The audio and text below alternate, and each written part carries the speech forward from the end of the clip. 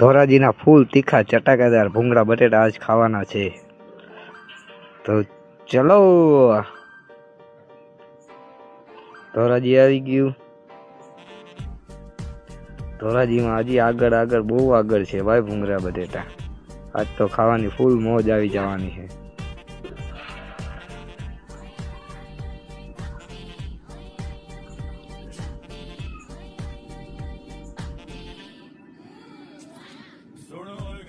આપડા બની ગયા બટેટા ભાઈ ફૂલ તીખા.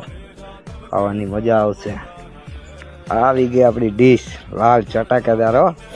આહા વાહ ભાઈ વાહ. તેરે આપણે ખાવાના ભૂંગળા બટેટા ચાલુ. જોઈએ કેવા તીખા લાગે છે. તીખા તો છે હો. તેરી મારો છોકરો પણ ખાય છે હો ફૂલ તીખા ભૂંગળા બટેટા. વાહ ભાઈ વાહ, ફૂલ મોજ આવી ગઈ ભૂંગળા બટેટા ખાઈને હો. મળીએ બીજા વિડીયોમાં.